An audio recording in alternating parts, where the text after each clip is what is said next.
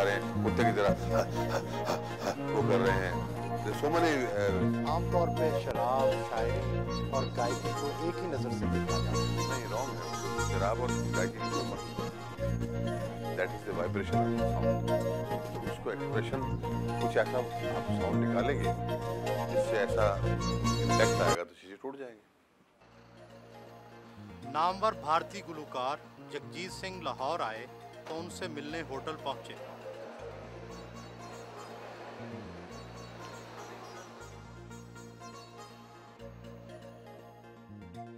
वो बड़े तपाक से मिले, बेतकल्लफी का इजहार करते हुए हंसी मजाक भी किया।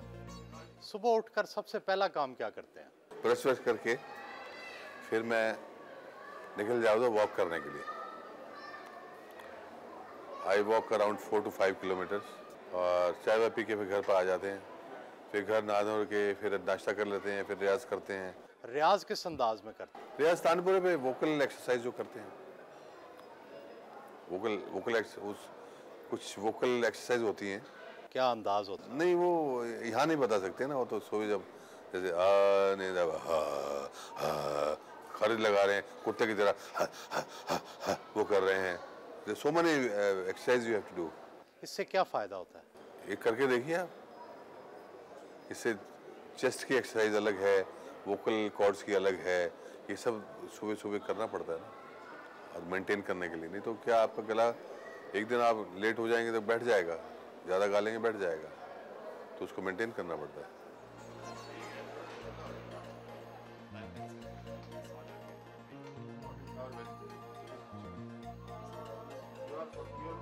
दोपहर का खाना होटल में खाया।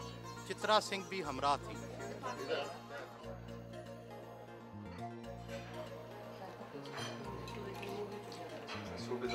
अच्छी आवाज को कायम रखने के लिए मशहूर है कि मखसूस खाने खाए जाते हैं। नहीं, कई चीज़ें सिर्फ खाने से नहीं होता है।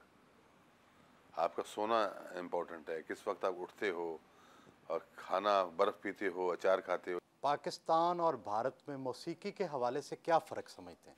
मौसीकी तो वही है दोनों मुल्कों की, सिर्फ गाने वाले अलग अलग हैं।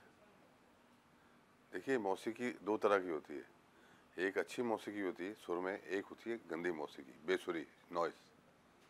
बाकी मौसीकी all over the world same है, सेम 7 नोट्स हैं। उनका आप ठीक से गाओगे तो अच्छे लगेंगे, और शोर मचाओगे तो बुरे लगेंगे। पॉप म्यूजिक को आप कैसा समझते हैं? पॉप म्यूजिक अच्छा है, there is nothing wrong in pop music. सिर्फ देखिए गाने वाले पे है, आप कैसे क्या क्या चीज़ गा रहे हो। एक पॉप म्यूजिक सुरीला भी हो सकता है, अच्छा गाना भी हो सकता है, और पॉप शोर भी हो सकता है, बेसुरा भी हो सकता है। सर, सिर्फ पॉप म्यूजिक का ये मतलब नहीं है कि बड़े बड़े बाल कर लिए और अजीब से कपड़े फटे हुए पहन लिए और उछल कूद के गा रहे हो। That is not music. वो तो आप कुछ तमाशा कर रहे हो, जो हमारे मदारी वगैरह नहीं करते थे, वो था। और कुछ मुजरे वुजरे होते थे पहले उस तरह का, तो म्यूजिक थोड़ी उनको उसकी म्यूजिक बनते ही नहीं उसको। पाकिस्तान और भारत में मौसीकी की समझ के हवाले से क्या फ़र्क है? नहीं है, सुनने वाले दोनों मुल्कों में। पाकिस्तान में तो खैर रवायत थोड़ी सी कम हुई है इस वक्त, कॉन्सर्ट्स नहीं होते हैं इतने क्लासिकल मौसीकी ये वगैरह।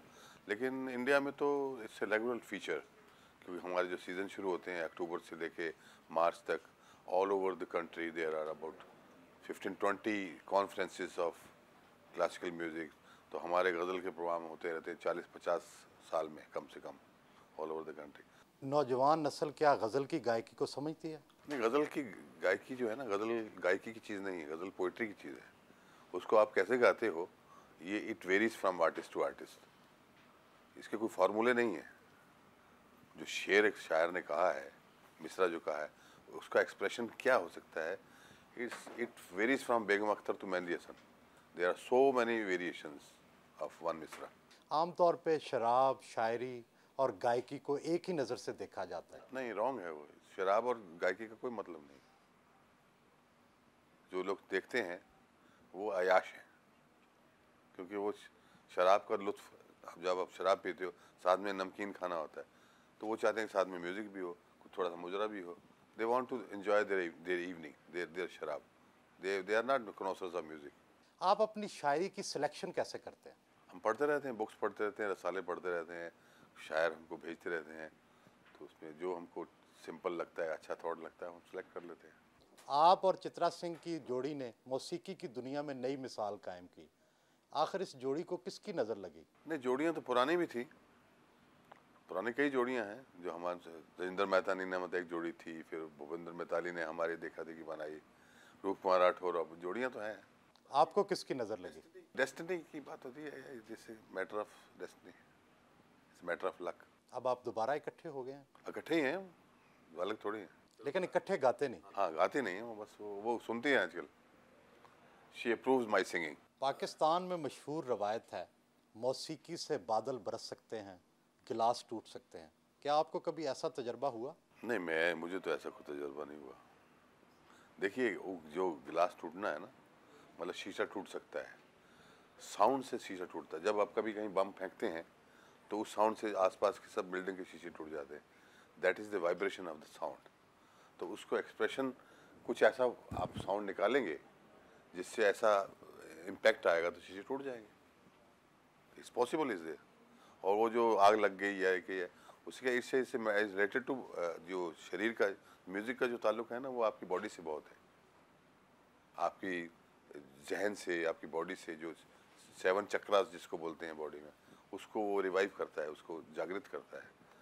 तो कुछ कॉम्बिनेशंस जो म्यूज़िक के हैं, कुछ रागों के ऐसे हैं कि उससे आपका जो ब्लड प्रेशर हाई होता है, उसमें शरीर में गर्मी पैदा होती है। तो उसका जो दूसरा एक्सप्रेशन है, दूसरा इंप्रेशन ये है कि संगीत से चिराग जलने लगे।